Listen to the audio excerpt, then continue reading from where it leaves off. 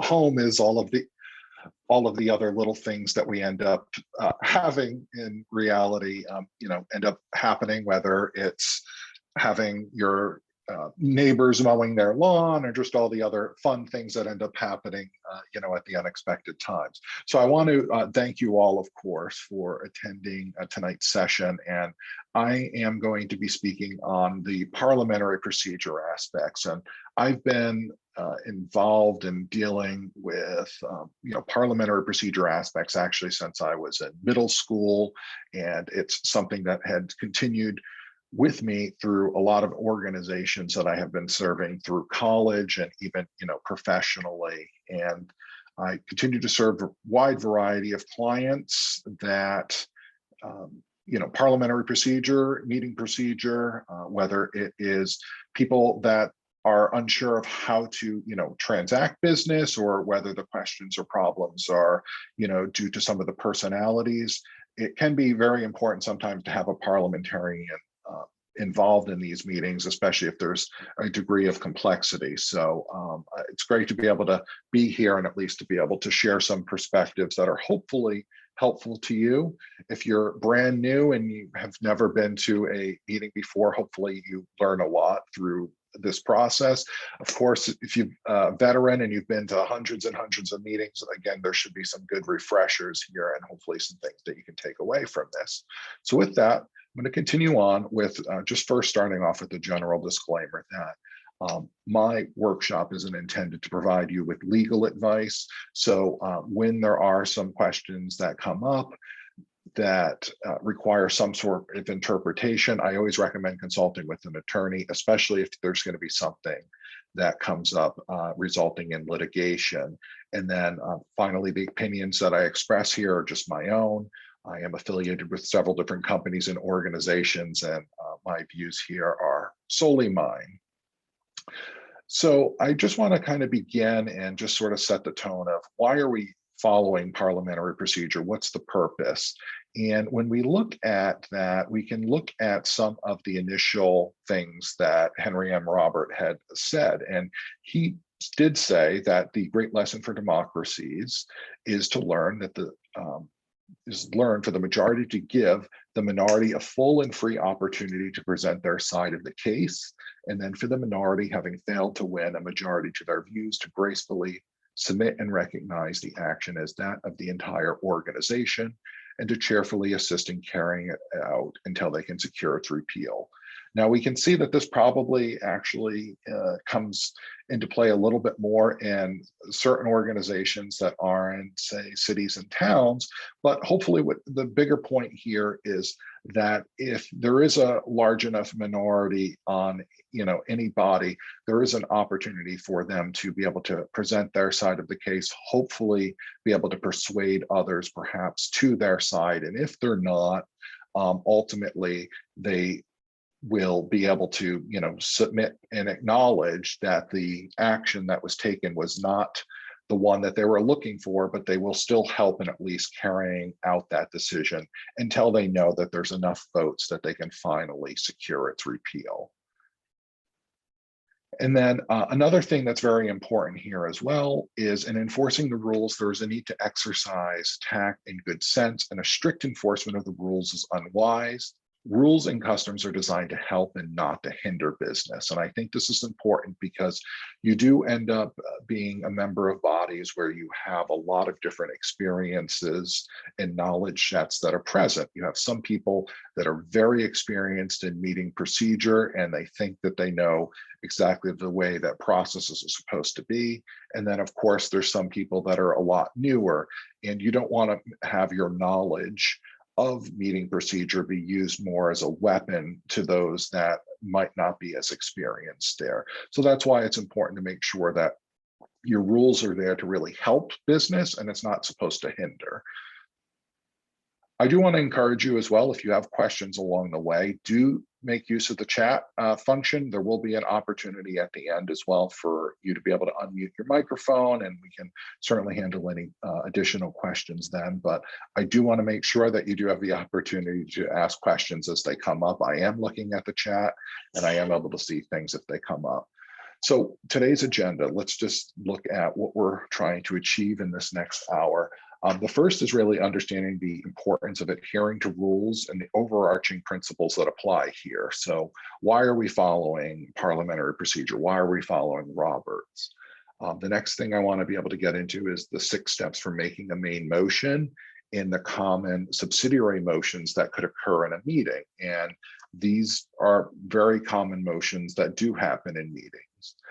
Then I do want to kind of understand or be able to discuss and understand the challenges ahead with electronic meetings and public participation in a post-COVID era. And then finally be able to handle any Q&A. So we do have a lot to cover over the next 50 minutes or so. And again, questions along the way, please ask them in the chat. This is really a great opportunity for you to have any questions that you have that that have come up that you're looking to have answered. And the other good thing too with this workshop is the knowledge here is very broad and general. So you should find, if you are a member of a homeowners association, if you're a member of any fraternal organization or any other nonprofit, you should end up finding that these skills and this knowledge will actually apply to those organizations as well, because they generally will also be following Robert's rules. So let me move on. So we are, of course, talking about cities and towns, and that does bring up the area of open government. And one thing that I do want to make sure that is pointed out, and you will have a chance, you have a whole another hour ahead where you'll be discussing that. But I do want to make sure you reference as well the Attorney General's Guide to Open Government in Rhode Island. There's about 17 pages on the Open Meeting Act. That's very important for you to be going through. And there's 18 pages as it relates to Access to Public Records Act. And there's a QR code there on the right that you're certainly welcome to scan. That'll bring up that document. Otherwise, the URL is at the bottom of this page here. But what's important here is that this manual is a reference guide, and it's not a substitute for any actual cases, but nonetheless, it's very helpful for those if you have not been overly familiar with what open meetings means as it relates to public bodies. A lot of people are comfortable with the sometimes concepts of parliamentary procedure, but they don't get the open government concepts related to it. And that can create a lot of chaos. So between this workshop and the Attorney General's office, which is coming after me, I think you'll be able to get a lot of good information that will be useful for your board, council, commission, board, etc. Any questions at this point? Don't see any in the chat, so we'll move on. So let's get into the purpose of rules. And really, it's designed to be a balance, and it's a balance between the majority, which the majority has the right to be able to make the decisions of an organization.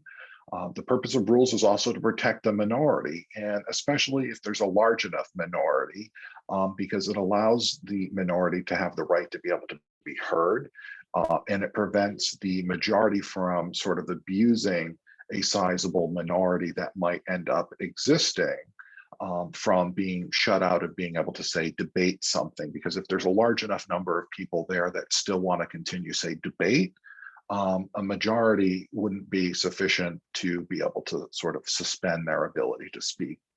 It also is there to protect individual rights, because you as a member of any public body, you have individual rights, to be able to, say, receive certain notices as a member of that public body, and to, be able to go into a business meeting with certain information given to you in advance that has been noticed. So, rules are designed as well to protect you as an individual member going into that meeting.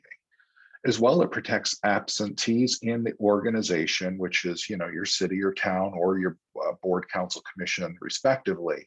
And by absentees, that's really referring to those that obviously are not present, but that can also be members of the public as well. So when we look at why do we have open meetings?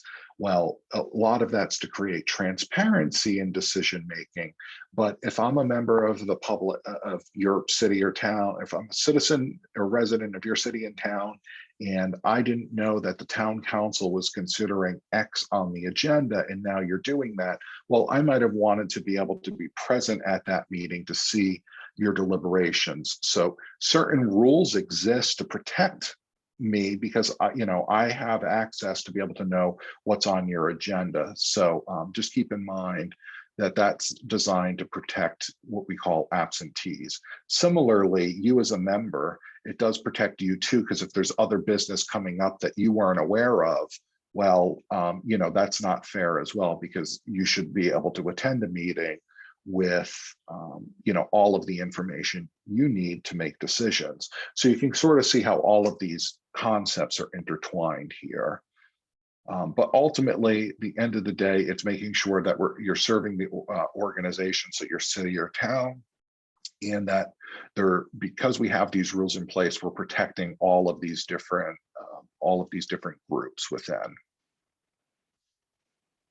So when we look at rules, there's a certain hierarchy that applies to them. And what's important to know is when we talk about cities and towns, we're looking at local ordinances. That's where we are. We're looking at what exactly does your town charter say applies towards, say, the composition of your planning board, or to your city council, or to any of these other councils, boards, commissions.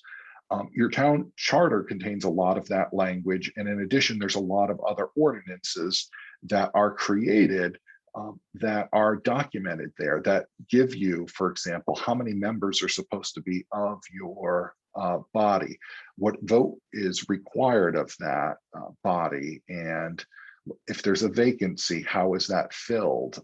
And there's a lot of other specifics. And it also tells you what specifically you are responsible for. So sometimes, and it's not usually the case, where you don't know what you're doing or know what your what I call the sandbox. If you don't know what your sandbox is, it's important to look at those local ordinances, because you can then find out exactly what is your body supposed to be doing? What is it specifically, is it defined to have responsibility over? Because it might include something that you might not be aware it includes. Assuming you are, say, in a town council, you have the ability to change these ordinances.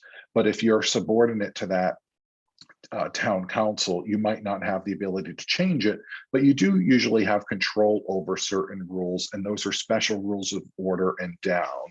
And when we talk about special rules of order, what we're talking about are possibly rules related to meetings that contradict what might be in Robert's rules. And we'll get into what one example of that might look like, but commonly a lot of organizations have rules that they write down that govern their proceedings that might contradict what's in Roberts, because, one, they want to follow things a certain way, and that's fine.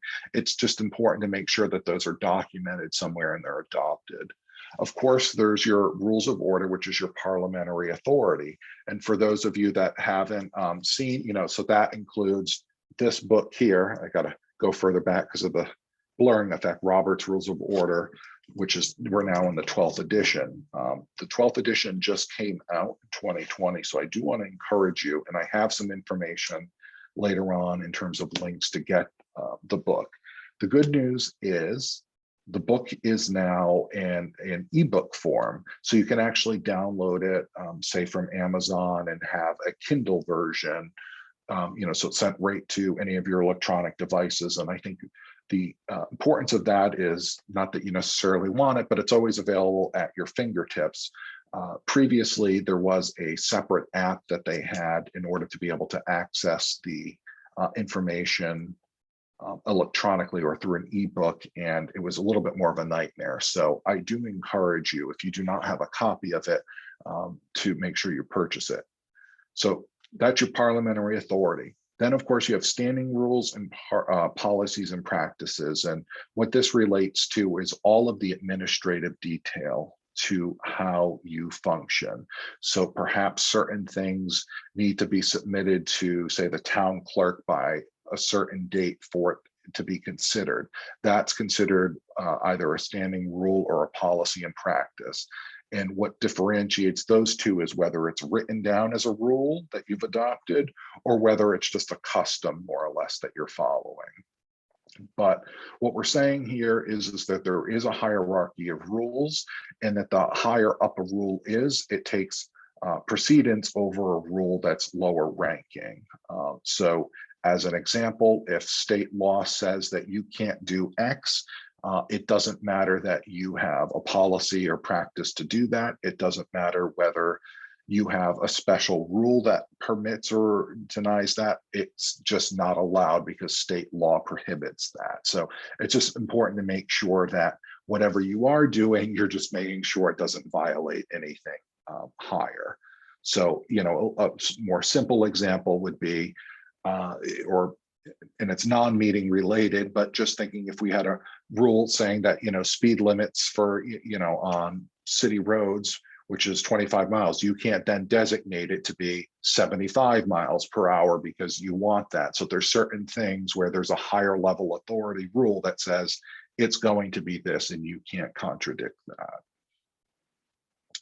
Hopefully that makes sense. Any questions so far? Good. Though sometimes with it being a nice day as well, that can sometimes be a bad thing. Trying to make sure everyone's still here. So let's now look into the 6 steps of making a motion. So essentially, when we look at your public body, when it comes to actually taking any action, you have to make a motion. So what does that usually entail? Well, there's 6 steps. First thing, you want to make sure you're recognized by the chair. And after you do that, you want to make a motion. And we're going to walk through what a motion would look like as well. So you make a motion, you know, Madam Chair, I move that whatever the motion is. At this point, another member seconds my motion, and they're just saying second. What's important to know, if you're a member of the body and you're seconding a motion, you're just saying, I want to have this considered by our body. You're not saying, I agree with it. You're not saying, I'm going to vote for this. You're just saying, you know what, it's worthy of consideration by your body, and that's fine. So don't, you know, generally speaking, most things will always receive a second, but if you think it's worth considering, you know, you can at least just move to make that second statement, you know, without even being recognized by the chair. So another member usually seconds it without any hesitation or request by the chair. Now, if something isn't seconded, usually what will end up happening is the chair will ask then, is there a second? And it is important to have a second because motions do die if they don't have a second. So assuming there's a second, I move to do X. The chair then will state the motion. It's been moved and seconded to do X. Okay. Now at this point, the members have the opportunity to debate the motion. And as we will discuss some of the debate protocol here, but you're generally alternating between those that are trying to speak in favor and those that speak opposed. You can't always do that perfectly, but if you know how people might be feeling about a particular issue, you should try to vary debate, just so that way it's not everyone speaking in favor or everyone speaking opposed to something. But again, that does assume if you're in the chair that you have knowledge of the way people are trying to speak. If not, the next logical thing is just going in the order that people are trying to be recognized. So debate will usually die down, and after that point, the chair then puts the question to a vote. And by that, they're then just asking all, you know, those that are in favor will say aye, all of those opposed will say no. The ayes have it and the motion carries, and we will do X. That's more or less what's stated at that particular point. And if we, you know, once that question's voted on and we know the results that, the motion's adopted or it fails, we then know, okay, boom, it's adopted and we're going to do X, or the motion is lost and we will not do X. So it's important to make sure that all 6 of those parts are done. Commonly, when I look at and watch videos of a lot of meetings of public bodies, results are generally not announced well. A lot of chairs fail to really do that satisfactorily, in my opinion. And, in terms of debating on motions, I get that certain things are just not going to be overly controversial, where it can be tough to recognize, pro con. But the last step there is usually one thing that I see happen. And again, if you have questions along the way, feel free to put them in the chat. I do see you can send it to me privately, or you can type it into the chat for everyone as well. So I did get a question sent to me directly. So can chairs sometimes put off the vote until the next meeting? And generally speaking, the chair doesn't have, at least in a Robert sense, the chair does not usually have any special powers to do anything in terms of pushing the vote to another meeting or anything. The body is in and of itself the one with all of the power, and it's the one that needs to decide what to do. So if you're possibly considering something, and as you're debating it, you decide, you know what, we maybe should consider this at our next meeting, only the assembly can really be pushing that to the next meeting. The chair cannot unilaterally say this motion will be considered at the next meeting. I would say there is perhaps one exception to that, is if somebody unintentionally brings up a matter of, say, new business that isn't on the agenda, and that's probably going to end up resulting in some sort of Open Meeting Act violation. You should try steering that as much as possible to the next meeting, because you don't really want to take any action that could possibly exceed the scope of notice that you've provided to the city or town. And I do know as well that the next presenters as well will discuss that aspect as well. That's a great question. And because it was sent to me privately, I will just assume anonymous, so I will not state names. Okay, so let's now look at a potential motion. Let's say that the council's considering that the council host a weekly ice cream social on Fridays at 6 p.m. to take place at Town Hall. Okay, this is a lot more of a fun motion than probably what you're actually considering, but this is a true potential motion that could come up. Somebody could move and second this type of motion. Now, of course, we're assuming that there was notice provided on this, but okay, that the council host a weekly ice cream social on Fridays at 6 p.m. to take place at Town Hall. The question is, as you look at all of this that's being proposed, is this a good idea? That's a question that sort of comes to mind. Is this something that we should end up doing? And there's a lot of different things to take a look at. And there's a lot of variables in here too that people don't necessarily think of. So as an example, when we look at this, we're looking at a weekly ice cream social. Maybe it should be monthly, maybe it should be quarterly, maybe it should only be during certain, certain weeks or certain months. Ice cream social. We're in summer now, and certainly the weather outside is more fitting for ice cream, but is that going to be more appropriate in, say, doing a weekly ice cream social in November, December? Does that make sense to sort of have something going on then? That's something to consider. On Fridays, is Friday a good day for us to be doing this? Maybe because that's a day everyone, wants to be home early and we don't think it's going to be well attended. Maybe it should be Wednesdays or Thursdays instead. Is 6 p.m., is that going to be too early or too late, depending on who you're planning on targeting for this? And then take place at Town Hall. Is Town Hall really equipped to be able to host this type of weekly ice cream social? Or maybe it's not in as central of a location as you would like it to be, or there's not enough parking for the activity, and maybe you want it somewhere else. So as you're looking at a motion, and I realize this seems, a lot more simplistic, you should realize that there's obviously a lot of variables that exist here, in that we could change any aspect of this, and it could change the way you feel about it a lot more differently. Now if it's a monthly ice cream social, that might be more palatable to you, and maybe you don't want it at town hall, but once we move it, to some other place, now you find the idea a lot more easier to implement. So, as you're going through anything, even if you're not initial or one that initially likes the way it's written, think about other ways that might be more palatable to you in terms of, figuring out a way to implement this if something was going to happen. So when I look at this, I usually look at this and I think this is a fairly good motion because it has enough variables to tweak. My background, I'm actually a certified public accountant. So when I look at this, the only other question that I have is what's cost, right? Because that's ultimately nothing is going to be free. So where are we going to assign this cost? Are we charging people to be able to attend this? Or are we, absorbing this in a certain budgetary line item? And that's really the only other thing that's not specified here that one might want some sort of research or information on. As I look at it anyways, that's what I'm thinking. So we're going to take this motion and then walk through some examples.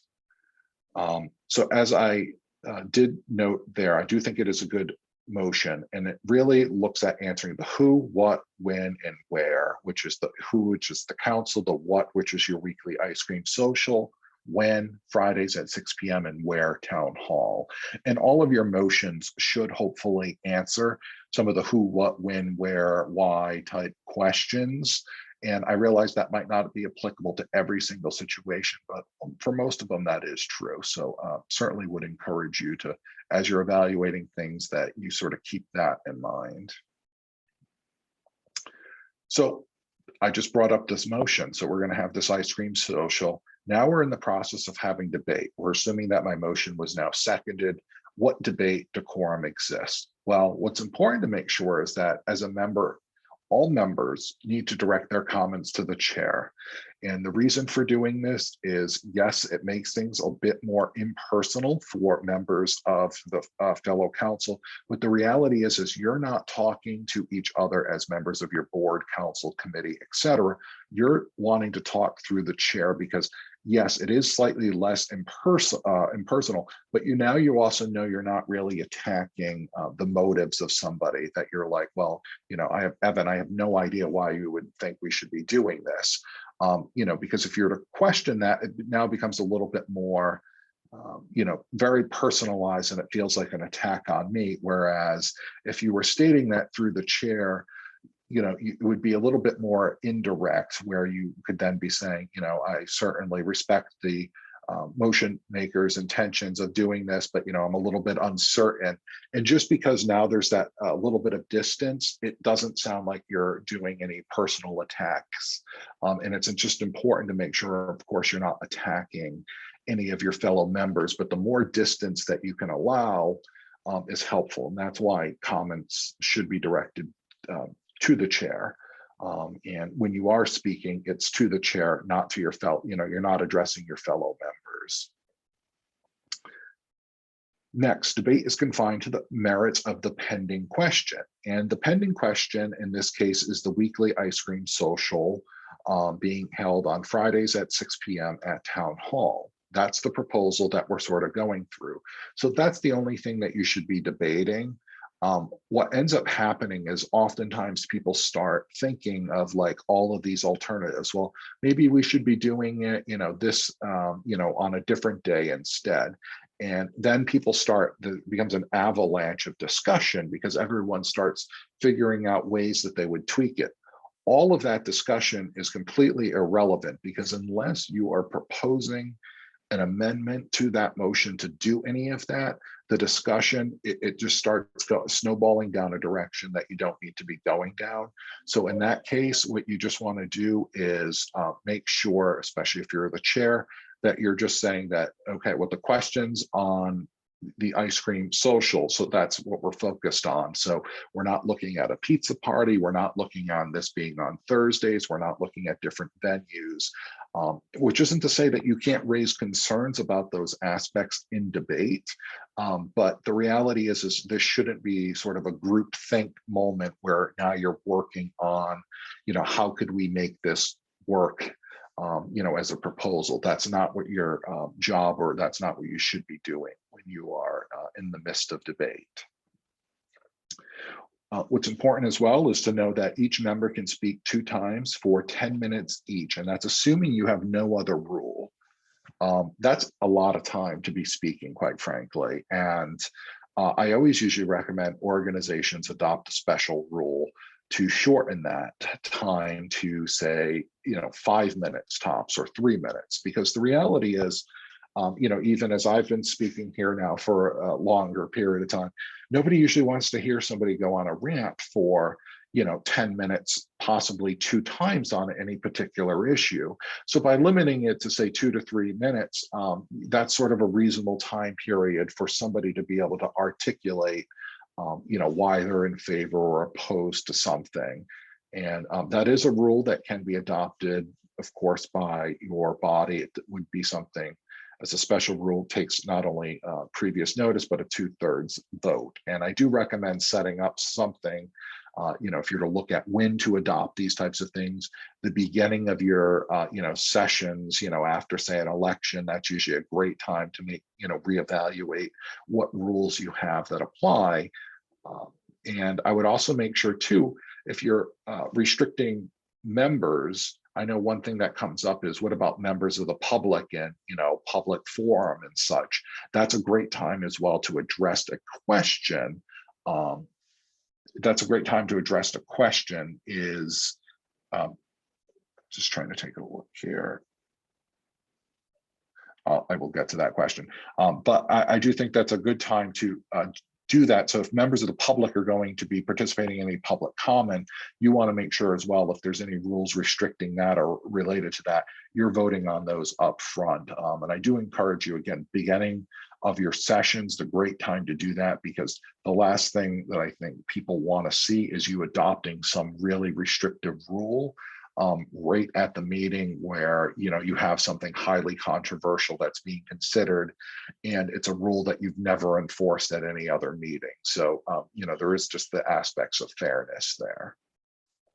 All members are equal, and with that, it means that your chair isn't necessarily of higher rank than a member that was elected 3 days ago or has been serving for 20 years. All members are equal in rank, and there's no usual preference given to somebody just because you've been serving in a as a member for a longer period of time. That doesn't mean that people should not provide you a certain level of respect for being, say, more senior, but when it comes down to, say, debate recognition, if somebody that's newer gets in the queue earlier, ultimately they're able to speak. So the fact that you've been a member longer doesn't give you any priority in speaking. One member speaks at a time, very important. Again, you're trying to have a debate, you're not trying to have a conversation, and therefore it's important to make sure that there's only one person speaking at a time, and that you're also only dealing with one main proposal being considered at a time. And by this, we're talking about the idea to have a pizza party, or that's not being considered at the same time that we're discussing an ice cream social. You're only discussing one main proposal at a time, and that's important, because when you have these simultaneous things coming up, it becomes a lot more complicated, and the debate and conversation becomes a little bit more unclear. So there was a question in the chat of, when can the group think occur? Sometimes we need to puzzle over issues that aren't clear cut for decision. And I think that is sometimes an important thing to do. Generally speaking, that's why you do have further, subcommittees that can exist to provide further research and information on these types of issues. So hopefully there's been some preliminary work at a committee level before it's something that maybe your board or council is doing. If there is to be sort of some groupthink, it's not that it's impossible to do, to have that sort of discussion come out, while you're discussing it.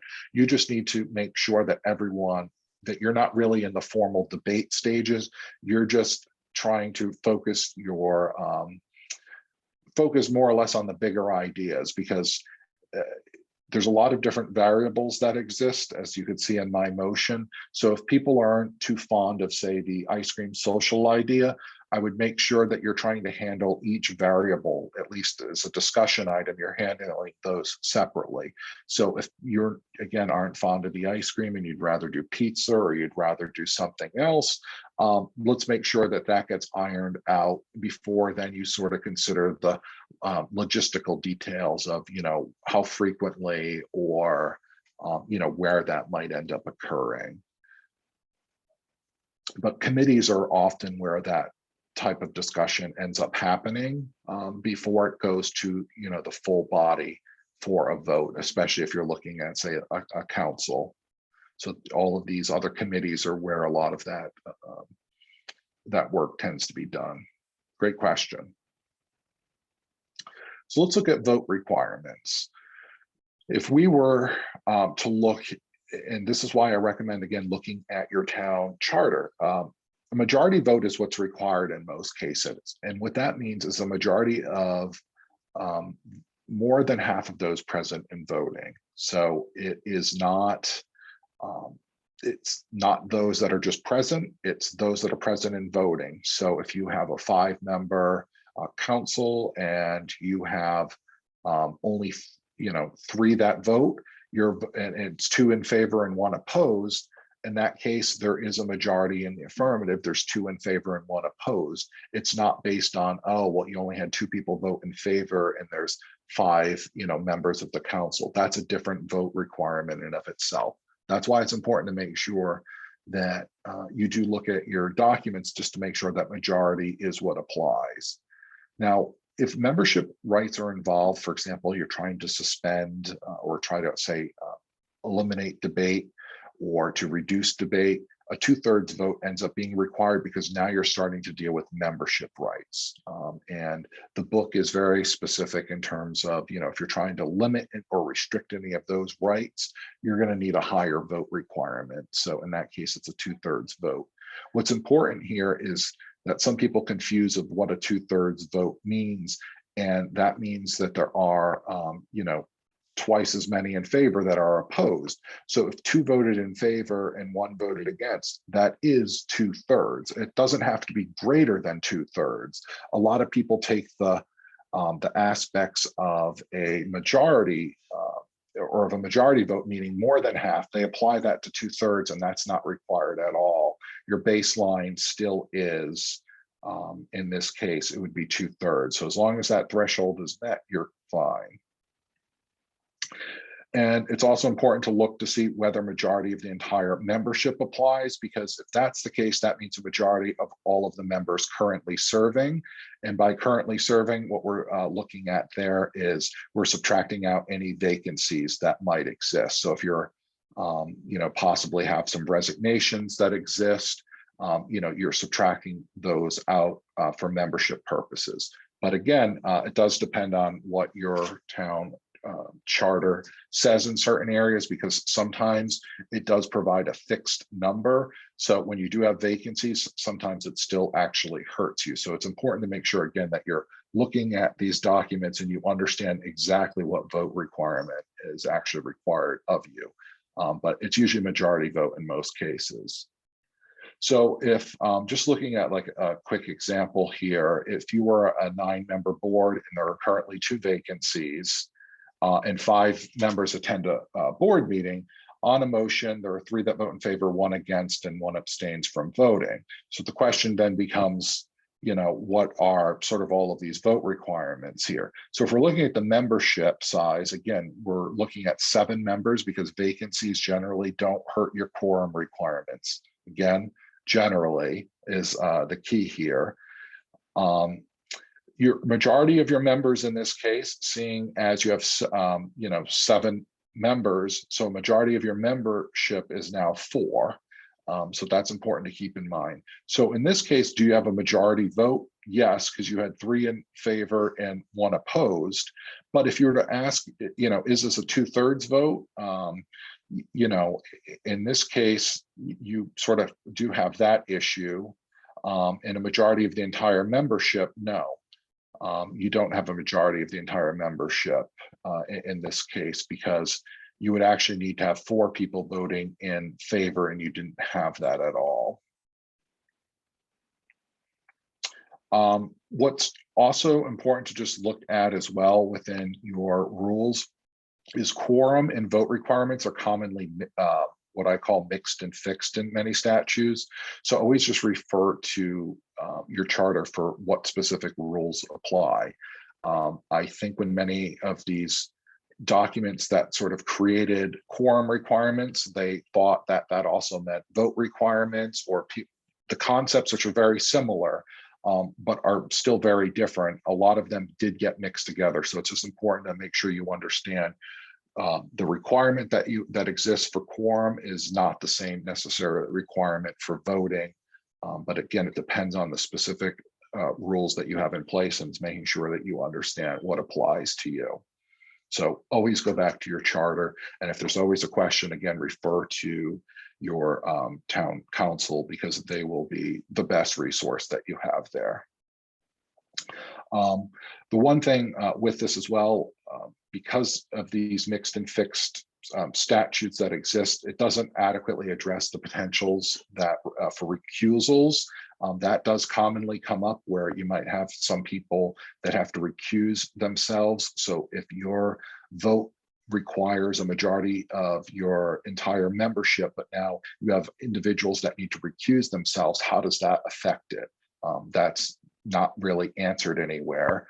And then, sometimes you end up with language. So for a 9-member council, you end up with at least 5 members shall be required for a decision, which means now, vacancies hurt this number. And, obviously, it just means if you're absent, now you even have a higher voting threshold in order to even, meet the requirement that you need to have 5 members say agree to something. So again, make sure that you're understanding what rules apply to you.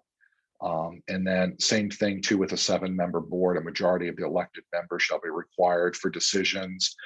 That is a rule that essentially becomes a majority of the entire membership. So it's making sure that you understand what applies. I know I've reiterated that a few times, but there are some rules that it's clearly a majority vote, and that's usually what applies, but there are a lot of exceptions because there were things that were not written as well as they probably should be.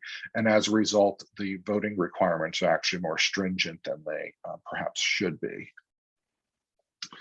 So when it comes to roll call voting, it's important to make sure that you do follow the customs of the body and any other rules that might apply. It is important to know the chair can vote, but their name should be called last. I do know some municipalities have a rule that they'll take the roll alphabetically, and then they'll just move the name from the top down to the bottom. Whatever practice you set, as long as you're following that consistently, that's probably most important. But the minutes should be reflecting the individual votes of members and the results. And if the minutes don't necessarily show the individual votes, it should at least just, the minutes do need to reflect essentially how everyone voted. And that could be just parenthetically that everyone voted in favor and who that was. So some concerns come up during consideration, such as how do I change part of the motion? Perhaps how do I refer to this matter to a committee for further research? Maybe we want to consider this at the next meeting instead. Maybe we don't want to have this motion adopted at all, or we want to stop debate and just get to a vote on it, right? So as we look at our potential motion that we had, that the council host a weekly ice cream social on Fridays at 6 p.m. to take place at Town Hall. Fun motion, love it. So let's look at some subsidiary motions that could apply. And the most common ones that exist are postpone indefinitely, amend, refer to a committee, postpone definitely or postpone to another meeting. And then what we call the previous question, which a lot of people say is call the question, which is the same thing. So let's get into what each of those are. So if we're looking at postpone indefinitely, what this is doing is it's killing the motion from being considered, it's debatable, and it takes a majority vote. So when you're considering that the council hosts the weekly ice cream social, when you're during debate, what you just say is, I move to postpone this motion indefinitely. The benefit of doing this is there's no direct vote on the motion, and it can be the motion that's postponed indefinitely can be brought up again. There is sometimes a tendency to want to vote this motion down because you might not like it.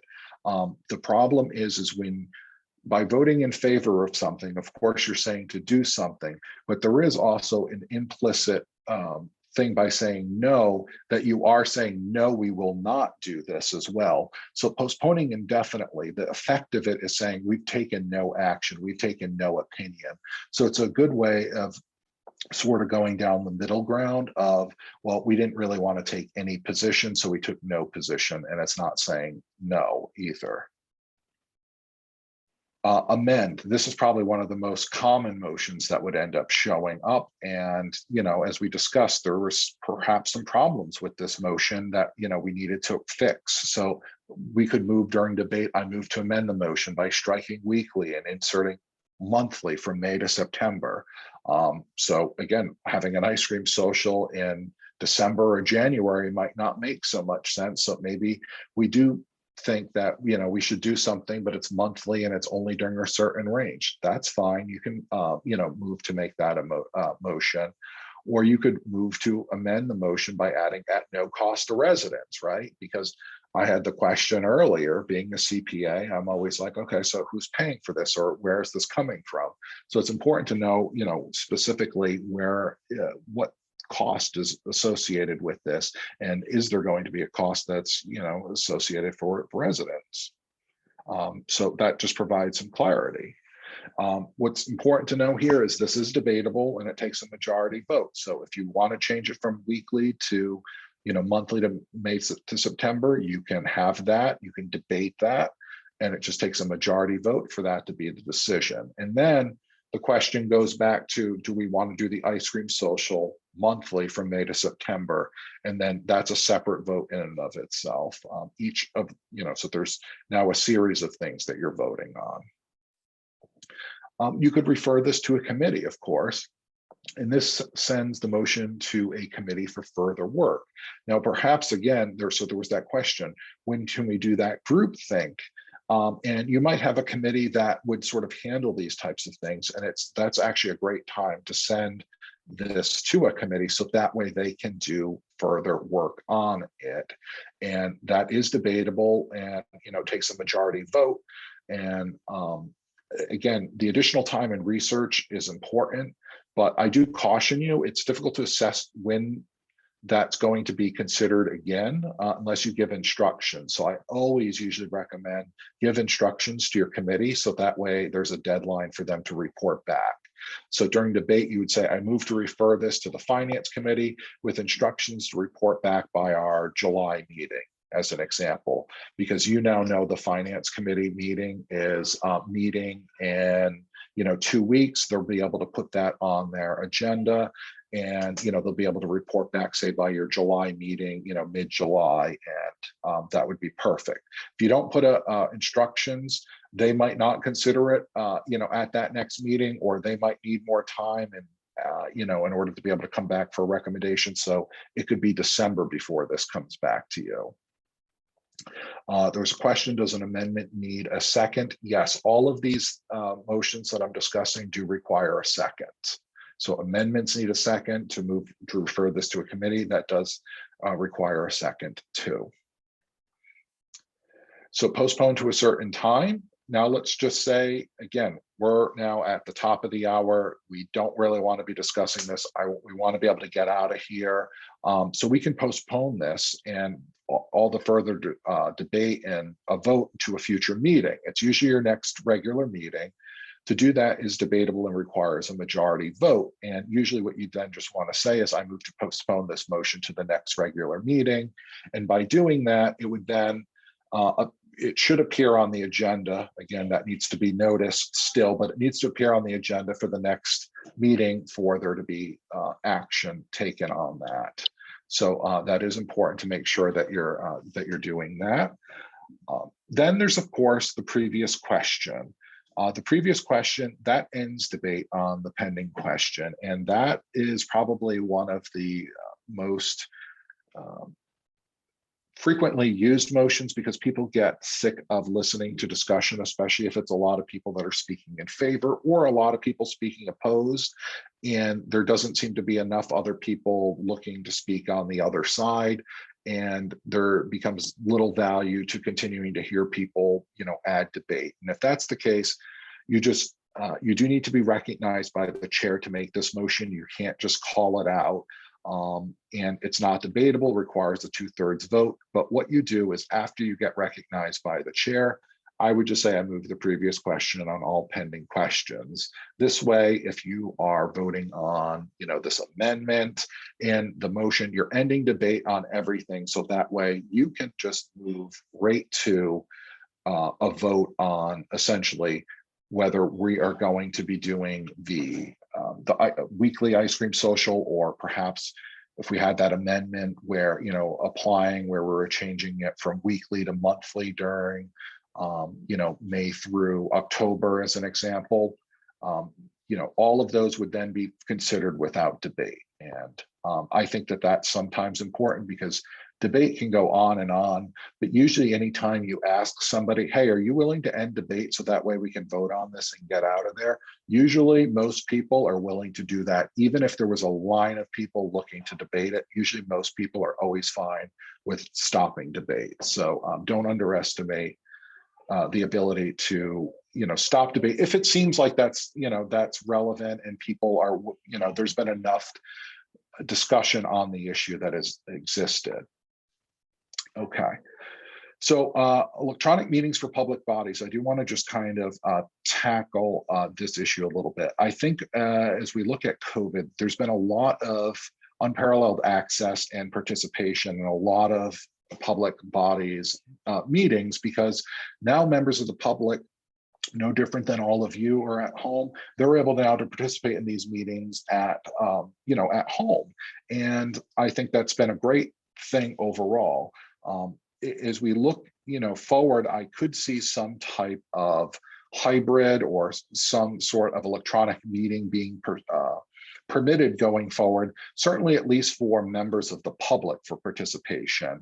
And in that case, what's important is accessibility. Accessibility is always the highest priority. And if something is permitted, through the General Assembly, one thing that I think that's just important to make sure is you're thinking of your procedures as well. If you're a public body that usually has some sort of visuals that would otherwise come out, to make sure that those get posted in advance of, with the agenda as well. So all of that gets posted as far in advance as possible. And but there's going to be difficulty managing the discussion and public comment, because having these hybrid meetings, it does go into, slightly more uncharted territory, especially if you have some members that might be present, say, in your council chambers, but then you have a few members that might be participating, from home.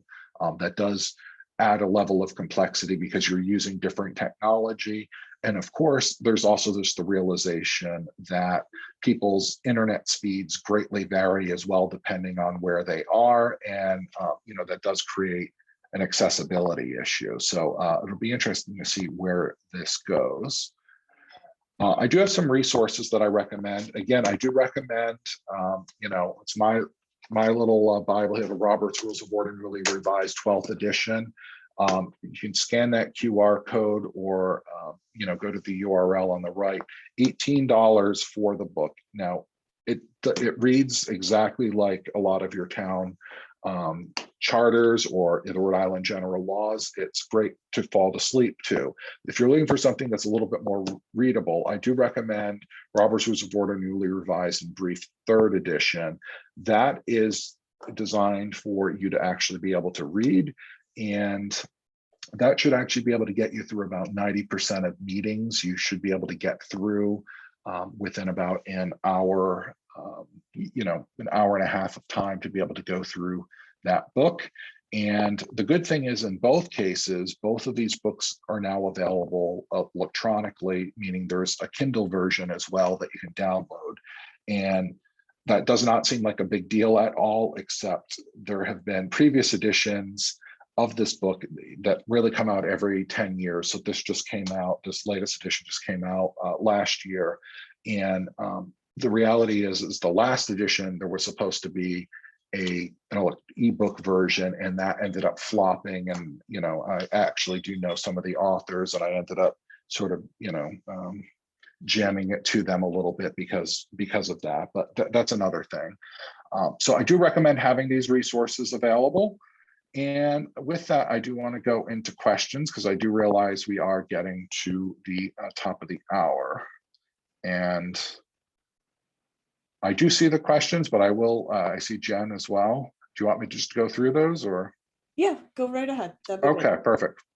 So we had a question.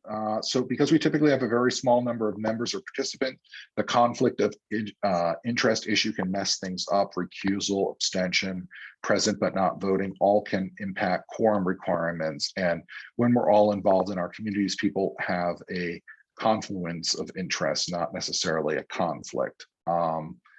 So that can become a matter of exactly how your quorum requirements exist. And sometimes it's a matter of what specifically happens when people recuse themselves.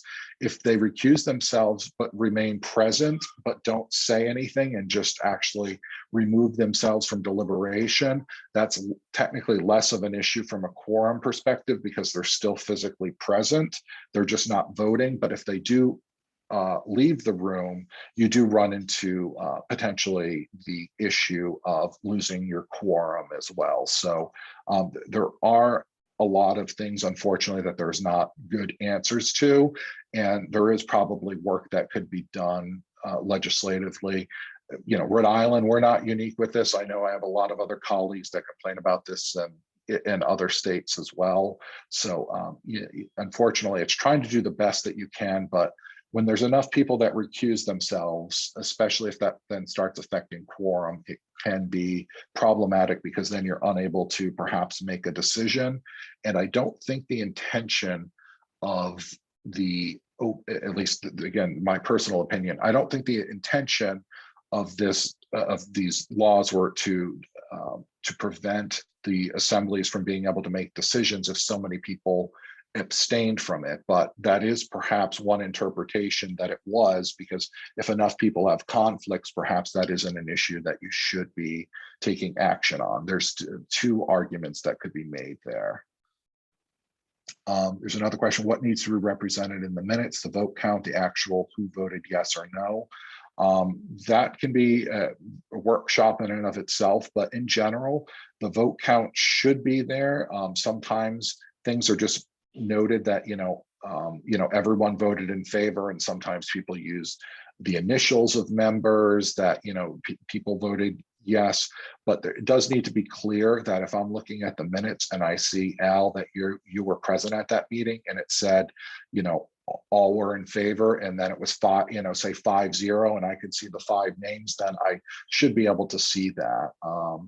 You could list out everyone's name. That's the clearest way to do it. So I know Al voted yes. I know, Jennifer voted yes. That's the clearest thing that one could or should put in the minutes, but sometimes, so that way it doesn't become pages and pages and pages and pages. Sometimes that does get condensed. I did have a private message that we had a board member use a point of information to disrupt debate. I thought it was just a recognition thing. Point of information is, or request for information is a legitimate way to ask a question. The problem is points of information can be commonly abused in public bodies, especially. I see that especially with Congress. That's where that comes up, because if debate's expired, then you're just trying to ask questions, but you frame your question, especially if debate's expired, because then you frame your question with enough of a slant to ask for information. But what's important is requests for information need to end in a question mark. You're asking a question, so therefore it should end in a question mark, and it shouldn't be providing commentary or opinion. So it's just important to make sure that if somebody is making these point or requests for information, that they're not abusing it, or if they are, you just stop recognizing them at some point. If there are any other questions, please reach out to me. I know there's probably a lot of other questions that could come up, but I know we're at the top of the hour, and the AG's office I do see is here as well. So I do encourage you to reach out to me if you do have any questions, additional questions. Happy to answer them. I very much appreciate all of your time this evening. I realize that it's a beautiful night and there's a lot of other things that you could be doing. So I appreciate you sticking along with me, and I will pass the baton on or back to John. And thank you all again for your forbearance, and any questions I do look forward to hearing from you. So thank you. Thank you so much, Evan. That was great, and a lot of good information for everyone to mull over and think of their questions. I do see, there we are, that our next crew of our next team of presenters is here. Kayla O'Rourke and Adam Roach from the Attorney General's office in the Open Government Unit. And I believe it's Kayla that's probably the one who will be sharing the screen. Yes, we do yes, this. We do it every other time. I'm closer to my router this time, Jen. So we're just gonna cross our fingers and hope for the best here. Perfect. All right. So without further ado, we'll let these guys get it started. And I believe that you usually ask people to hold questions till the end. Is that right, Kayla? We do, yes, just to keep our flow going. Sure. And most of the time we end up answering the questions throughout the PowerPoint, which is always the goal. So yes, if everyone wouldn't mind just holding your questions till the end, we will get to them. If we don't get to them, we have our contact information where you can send your questions to us to make sure that we do get to them. So as Jen said, my name is Kayla O'Rourke. I'm a Special Assistant Attorney General with the Open Government Unit at the Attorney General's office. With me presenting this training tonight is Special Assistant Attorney General Adam Roach. We are the two people you get when you call in with all of your Open Meetings Act and Access to Public Records Act questions. So lucky you get to see us in person right now, put faces to our voices. Tonight, we're going to be presenting on just the Open Meetings Act. Before I share my screen, I do want to give everyone some information that our office will be hosting its annual Open Government Summit, which is a very comprehensive 3.5-hour training on both the Public Records Act and the Open Meetings Act. It's going to be much more comprehensive than what we're going to be providing you tonight. Obviously, we're not going to make you sit here until 10 p.m. talking about open meetings. So that summit will be held on July 30th. It will be live streamed from Roger Williams, so you can listen from the comfort of your own home. It's great, and I'm not just saying that because it's our office putting it on, but we really tackle some of the issues that are facing our public bodies in dealing with the Open Meetings Act and also the COVID modifications that we're currently dealing with. Who knows if we'll still be dealing with them in July, but we'll certainly touch on them. And then we also provide an update on certain findings that our office has issued and a ton of other resources. So I would just ask you to keep your minds open for that and keep an eye out for registration. It's going to be a great training this year. And Adam, of course, will be training or will be presenting at the summit along with the chief of our unit, Catherine Zadek. So now I'm going to jump in and share my screen with you all.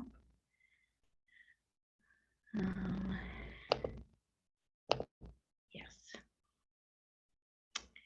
and jump right into our PowerPoint.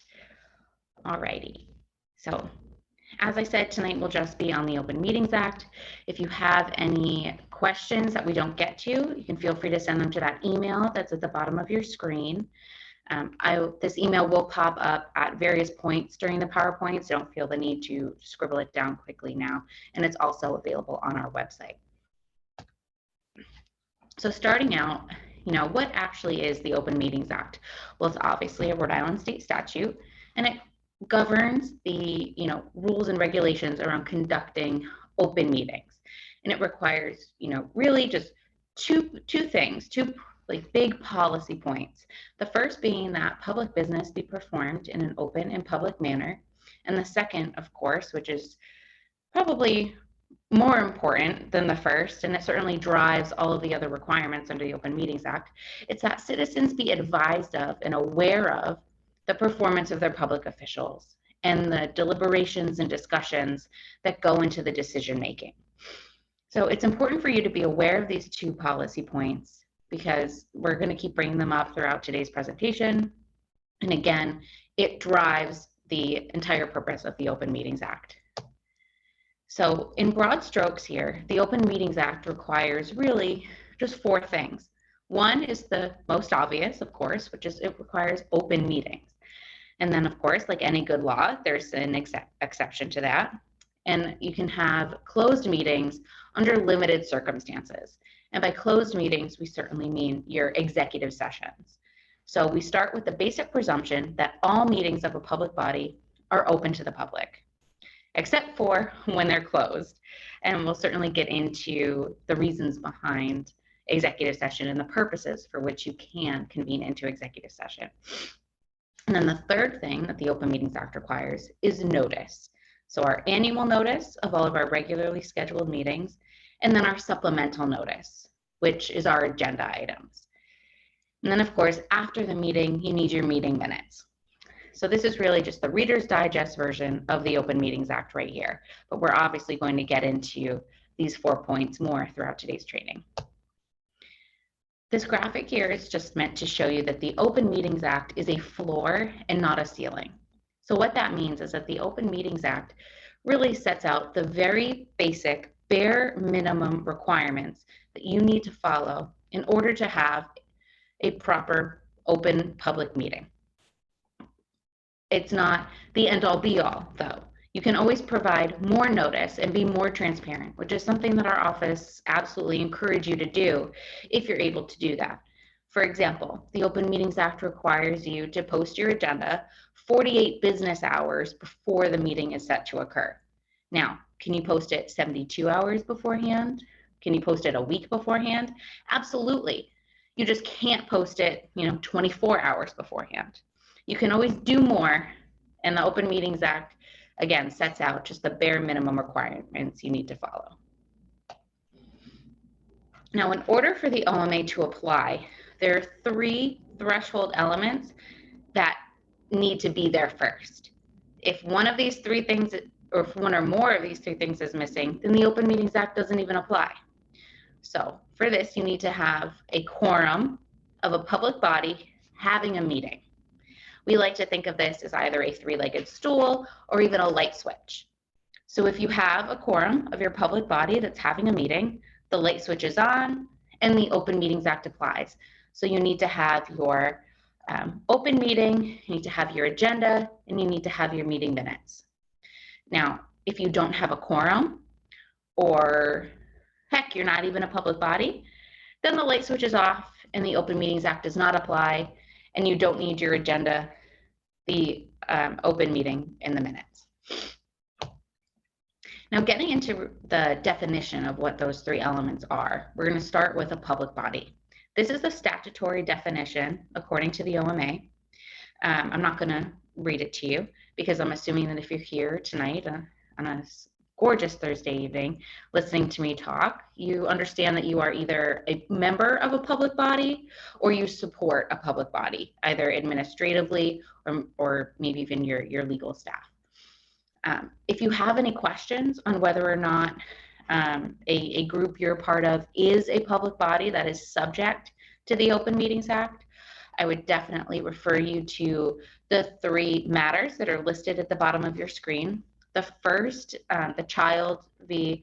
Bonnet Shores Fire District matter, is a finding that was issued by our office. And the other 2 are Rhode Island Supreme Court cases. And it really gets into what the definition of a public body is and what constitutes a public body for purposes of the Open Meetings Act. Now, getting into our second element that triggers application of the Open Meetings Act, that's a quorum. And for purposes of the OMA, unless it's otherwise defined, your quorum is just going to be a simple majority of your membership. So if you have a 5-member board, your quorum is going to be 3. A 7-member board, your quorum would be 4. Now, the provision says unless otherwise defined because there may be something in either your charter or your bylaws that defines a quorum as something different. But again, for purposes of the OMA, we're just talking about a simple majority. Now, this topic here, a rolling or walking quorum, is something that is a little bit difficult to comprehend and something that public bodies need to avoid because it could potentially lead to a violation of the Open Meetings Act. So what a rolling or walking quorum is, basically a series of individual meetings, each less than a quorum of a public body. But if you took those meetings collectively, they would represent a quorum.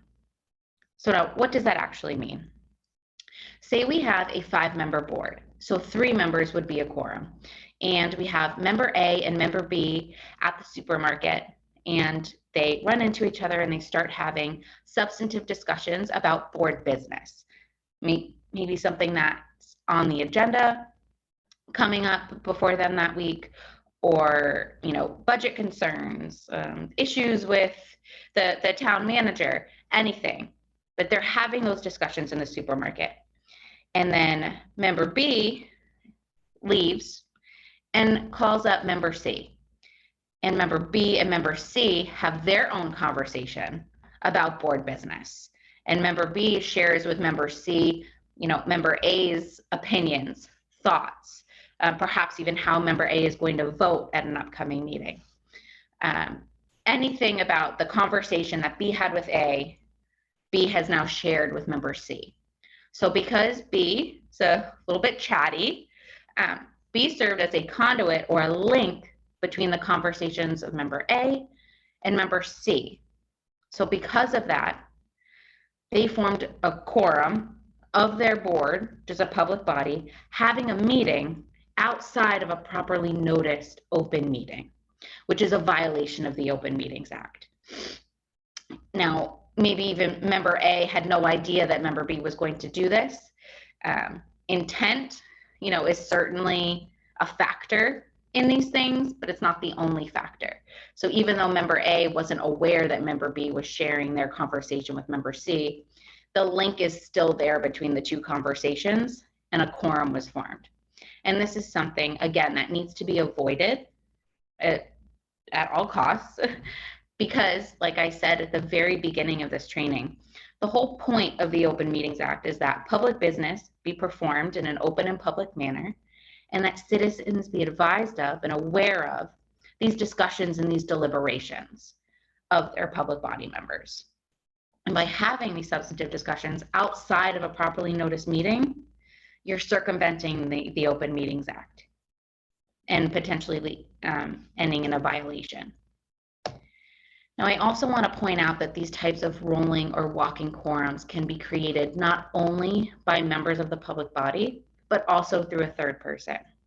So we've seen this in the past with, school superintendents or town managers, or even members of the public, where, say, a member of the public, confronts a public body member after a meeting about something, and they have some substantive discussions about board business. And then that member of the public goes and has a conversation with 2 other board members and relays the conversations they had with the previous board member. We have seen that happen And it's just something that you really need to be careful of when you're having these types of conversations with constituents, with superintendents, or with town managers. You need to make sure that there's no link between these conversations and that these conversations are happening at an open and public meeting. And this is really the reason why, right? This certainly illustrates the whole purpose of the Open Meetings Act that I was trying to explain to you. We have our 4 board members here, and they're all doing the wink, wink, nudge, nudge. Yes, we're all voting in favor of everything we talked about at Larry's son's birthday party. And then the 2 members of the public are in the dark and they have no idea what's going on. This is the situation we want to avoid, obviously, because under Rhode Island law, it's against the law. It's a violation of the Open Meetings Act. So, and because we want to make sure that our constituents, the members of the public, know about the deliberations and discussions that we're having when we're making, public policy, when we're deciding on the budget, or when we're making, any sort of, decisions that are within the ambit of our public body. Now, finally, the third element that triggers application of the Open Meetings Act is having a meeting.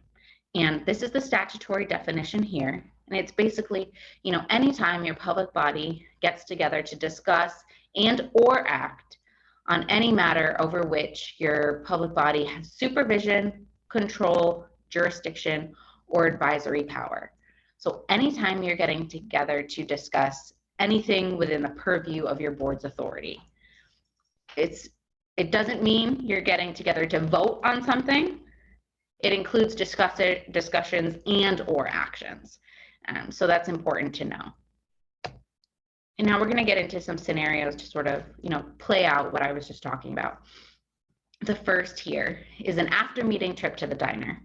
Let's say, we have our 5-member board and 3 members are super psyched about the awesome meeting they just had. We passed the budget, everything couldn't have gone better if we had tried. So we're going to go to the Classic Cafe and we're going to get milkshakes and hamburgers to celebrate. Would this be a violation of the Open Meetings Act? It depends, right? Because we need to have those 3 elements that trigger application of the OMA, which I already said we had a public body. I already said we had a quorum, but do we have a meeting? That's really what it comes down to. What are these 3 members discussing? Are they talking about the weather? It's finally not as hot as blazes outside. Are they talking about, how much fun they're going to have on vacation this summer? Those items probably aren't within the board's supervision, control, jurisdiction, or advisory power. So you're probably not looking at a violation there. But if you are talking about the budget or, anything within the board's authority, then you probably have a meeting and the Open Meetings Act would apply. So this after meeting trip to the diner would be a violation of the OMA. So you need to be very careful about the types of discussions that you're having if you're outside of an open meeting and there's a quorum of you that are together. I also want to note that sometimes it's not even about, what you're talking about that triggers a complaint to our office, but the optics of a quorum of you going out or having discussions in the parking lot after a meeting. Because a member of the public is going to come to us and say that they assume that you're talking about, board business because they saw, 3 members of your board having a conversation outside of a meeting. So then it has to come to us and we're going to ask you for affidavits telling us what you talked about. So the optics of, what you're showing to the public is very important to be aware of, just as, public officials.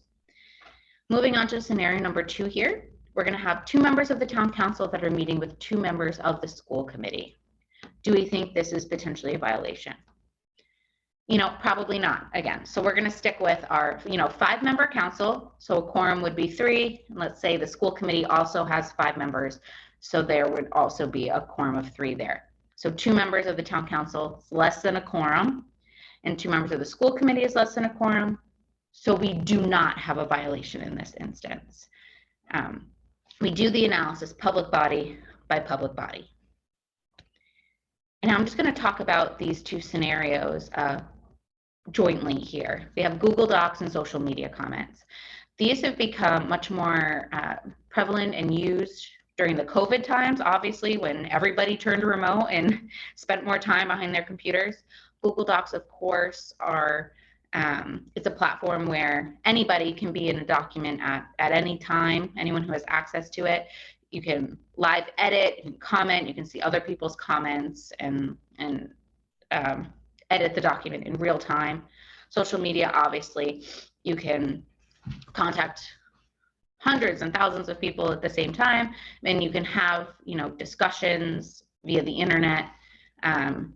So these two scenarios here really get into the walking or rolling quorum issue that I talked about before.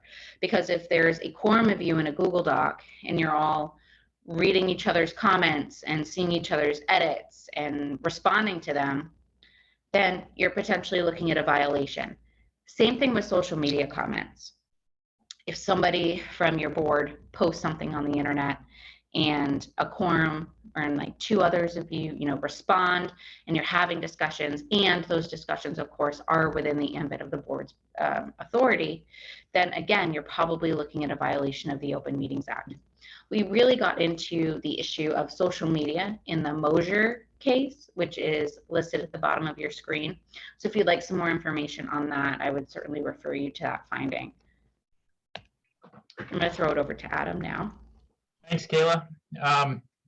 So now we're going to turn to a topic that we all know gained a lot more relevance and importance about 16 months ago, something we probably wouldn't talk about as much now. And that's virtual and telephonic communications or meetings. And so the question here is, can a public body meet by one of these means, virtually or telephonically? And interestingly, based on the statute, well, discussions of a public body via electronic communication, including telephone, are permitted only to schedule a meeting. So that's interesting. That's basically the way the statute's written. There's an exception to that, some exceptions to that, of course. A public body, again, just based on the statute as it's written, may participate virtually or telephonically if one of these exceptions are met here. If one of the members is on active military duty or has a disability and cannot otherwise participate through conventional means. That is subject to the governor's commission on disabilities, and you can see the statute citation there at the bottom. So moving on, of course, like everything, this was impacted by COVID-19. And the fact that we're meeting virtually here indicates that there was a change based on COVID-19. So the governor's executive order, still in place presently, suspends the provisions of OMA as they relate to these telephonic or virtual means to conduct a meeting. The important part here is that when a meeting is conducted this way, all meetings must provide free and adequate alternative means for the public to attend that meeting. So they must have a means to participate as if they were in the same building, essentially, pre-COVID. So what does that mean? Adequate alternative means. Well, it's got to be free. Can't have a member of the public paying a fee to join your public meeting. There can be a subscription or registration. I know that I subscribe to register for Zoom and various other virtual platforms we've been using, but that can't be at a cost to the public. That has to be free. Again, the members of the public body themselves, they don't need to be in the same physical place. So, certain members of the council or a fire district or something along those lines, they can be sort of broadcasting, so to speak, from their homes. But even if they can convene together, they still must offer this free, accessible alternative means to the public, even if they can convene all together in the same venue. Key thing to look at here is the Department of Administration and the Department of Business Regulations best practices during the COVID-19 pandemic for some good guidelines with respect to running your virtual and telephonic meetings. Another important topic, and that's the topic of executive session. It's something that Kayla and I see often as the source of complaints with respect to our office. Obviously, it's controversial. It's a closed meeting that the public can't attend. So the statute as written says that every meeting of all public bodies shall be open to the public unless closed pursuant to these parts of the statutes. And there are specific purposes for which a body can retire to executive session, but I think it's important to stress here that even if a public body has justification for convening an executive session, they don't have to. And in fact, we would say that you try to err on the side of transparency and not convene or retire privately if you don't have to. So how was this impacted by COVID-19? There wasn't a lot of impact here. A public body can use virtual means to hold an executive session. The usual requirements of the OMA must be satisfied in order for this to take place. Again, there's the guidelines there, Department of Administration, Department of Business Regulation.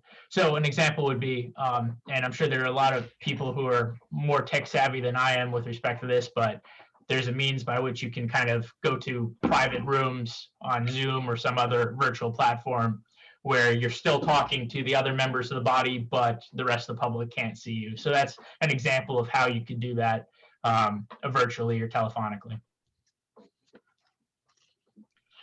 Remember, the invitation into executive session lies with the public body. So the public body is the entity here that's determining that it's going to decide to retire and have a private closed meeting. Again, we're discussing open meetings. So we want to err on the side of having open meetings and not closing meetings to the public. So what are some of these reasons by which a public body may decide it is more prudent to convene privately as a public body? Well, one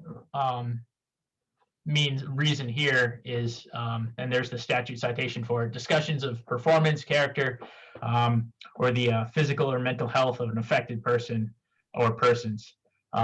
If this is the justification for retiring into executive session, there are some requirements here. They're on this slide. There must be advance written notice, and the person may require the discussion to be held at an open meeting, and it must be stated in open call and in the open minutes that this notice was provided. So this gets into a lot of sort of HR issues with respect to job performance, things of that nature.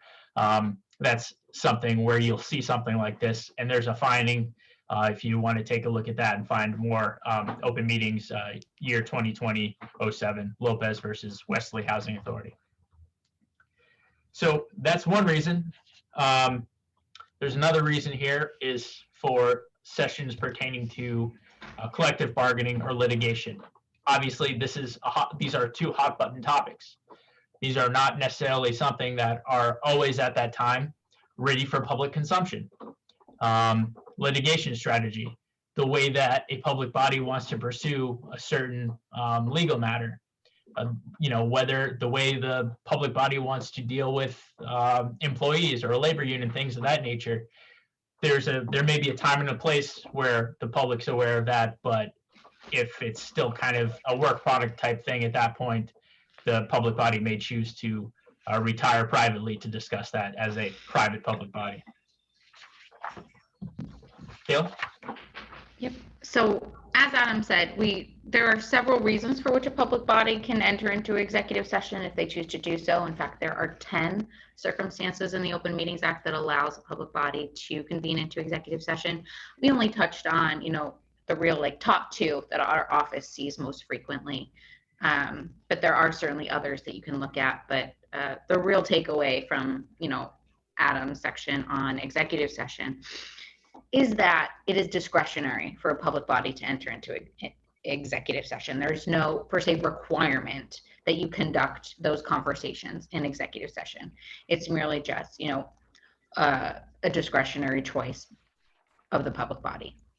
So now we talked about, having our open meetings and the limited circumstances for which they can be closed. Now we're going to jump into our notice section.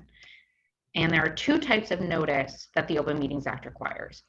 First being the annual notice that's required at the beginning of each calendar year, and then our supplemental notice, which we've all come to understand is our agenda. And that needs to be posted a minimum of 48 business hours before your meeting. So that excludes weekends and state holidays. So if you're the type of public body who has meetings at the beginning of the week, to really pay attention to those business hours. Now, here are the requirements for each specific type of notice. For your annual notice, you need to provide the dates, times, and locations of all of your regularly scheduled meetings. It has to be available to the public upon request, and of course has to be posted with the Secretary of State at the beginning of each calendar year. Now, I just want to stress here that just because you're, you're posting your list of calendar year 2021 regularly scheduled meetings, doesn't mean that you need to have all of those meetings on those exact same dates or times. There's no requirement of that. It's just really meant to let the public know when you normally meet and where you normally meet. You can certainly reschedule or postpone so long as you're satisfying your supplemental notice requirements, which are right here. So for your agenda, you need to have the date, time, and location of your meetings.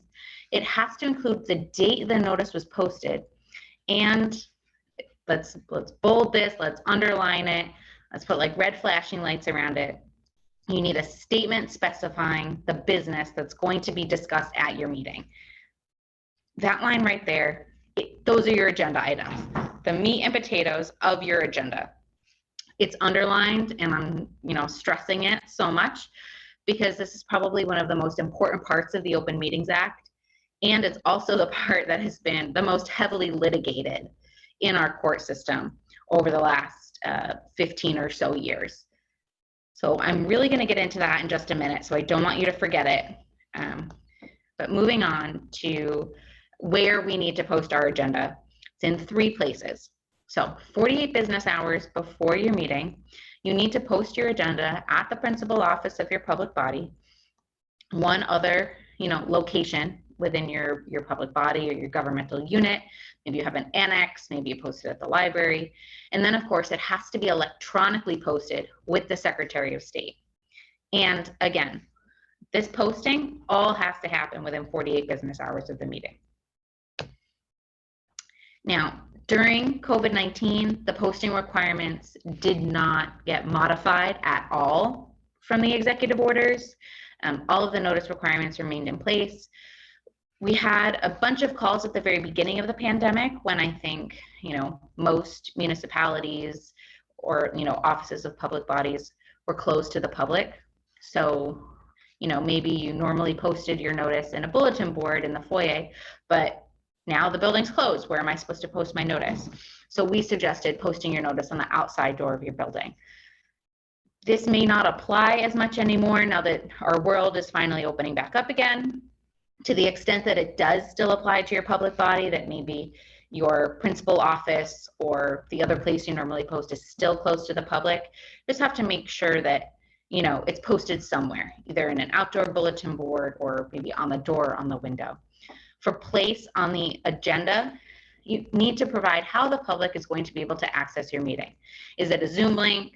Is it a telephone call-in number? Things of that nature, or at least where the information is available.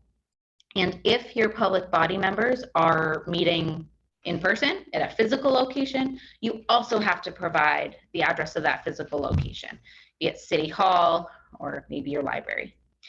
And again, for more information on the current executive order requirements, you're going to want to look at Executive Order 20-46, and these are all in place, through at least June 25th of 2021. That's when the current extension expires. All right, so now we're going to get into our agenda items, which again, probably the most important part of this training. I'm not just saying it because this is my section, but this is what I was talking about, a few slides ago, the statement specifying the business to be discussed. And this is so important because it goes to the heart of those two public policies behind the purpose of the Open Meetings Act, that you have, open meetings that the public can attend and that the citizens be advised of and aware of, what's going on. What are you doing at these meetings? What sort of discussions are you having? What are you going to be acting upon?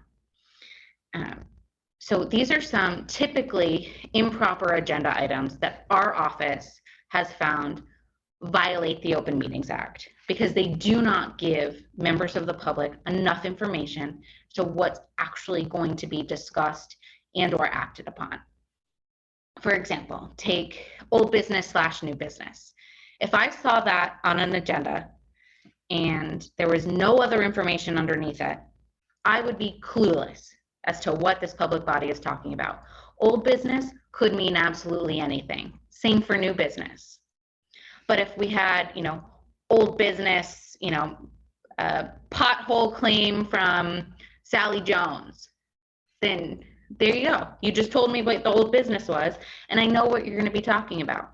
Same thing with new business. Just give me a little bit more information as to what constitutes new business on your agenda. What are you going to be discussing? What are you going to be acting upon? Same for President's report.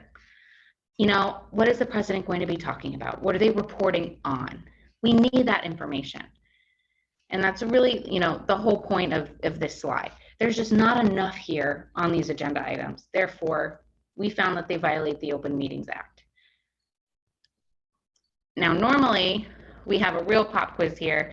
We have some, interaction between the trainees and us, but, in our virtual world, we don't really have that option. So, easiest pop quiz of your life. I'm giving you the answers, and I'm just going to tell you what happened. So, let's start here with number 1. Here was an agenda item that read, interviews for potential boards and commission appointments.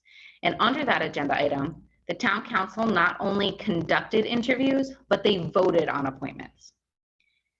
Now, this was found to be a violation of the Open Meetings Act by the Rhode Island Supreme Court back in 2005. This was the Tanner case.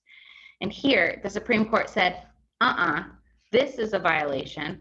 The town council never said on their agenda item that they were going to be voting on these appointments. They just said they were going to be doing the interviews. Therefore, it did not specify the business to be discussed, and it was a violation.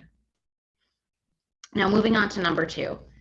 Agenda item 4 of the Newport Zoning Board read, communications, request for extension from Turner Scott, received 11/30/08, regarding the petition of Congregation Jesuit Israel. And under that agenda item, an extension was granted. Again, in 2013, Rhode Island Supreme Court said, no way, this is a violation of the Open Meetings Act. This is the Analytic case. Here, you had no idea what the zoning board was actually going to be talking about. There was a request for an extension, but what kind of extension? What are they seeking to extend? And they're going to be voting on this extension? There's no mention of a vote or any mention of action. And if this is a zoning board, why don't we have the location of the property listed? It was all of those things that were missing that the Supreme Court said needed to be provided because the agenda item as written did not specify the business to be discussed, and the public was not sufficiently aware of what was going to happen under that agenda item. Moving on to number 3 here. This was agenda item 7B, and it said approval of RIDE's executive pay plan and organizations chart, and it referenced enclosure 7B. And under this agenda item, there were multiple pay plans considered, and enclosure 7B was not on the Secretary of State's website. So we have 3 for 3 here. In 2016, the Pontarelli case, the Rhode Island Supreme Court again said this agenda item was not specific enough. First of all, it said that a RIDE was going to be approving one pay plan, singular, but you talked about multiple pay plans.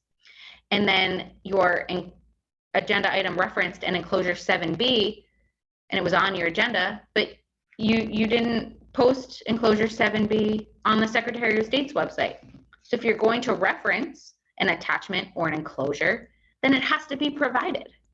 And because those things weren't there, the Supreme Court said that this agenda item violated the Open Meetings Act because, again, it just was not specific enough. We spend so much time talking about agenda items during these trainings because, as I just showed you, 3 times in the last 15 years, the Rhode Island Supreme Court took up this very small provision of this state statute on open meetings, and each time found that the agenda items were not specific enough. And, you know, for all you legal nerds out there, that's pretty huge that the Supreme Court weighed in on this 3 different times in 15 years. So that's why, you know, we're really pushing transparency here. We're really pushing, you know, public bodies providing as much information as possible on their agendas. We're certainly not saying that you need to have, you know, 30, 40-page agendas and list out, you know, verbatim what's going to be said. We just need to be able to look at your agenda and have an idea of what you're going to be talking about, what sort of actions you may be taking, what sort of votes may happen. Now, not to totally discourage you and think that it's impossible to comply with the Open Meetings Act, we have number 4 here, which was a finding issued by our office where we found that the Rhode Island Board of Elections agenda item did meet the Open Meetings Act requirements and the public was sufficiently aware of what was going to be talked about.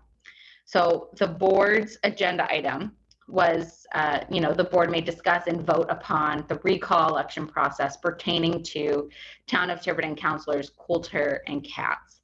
And under that agenda item, the Board of Elections questioned the town clerk and Board of Canvassers members about the recall election process.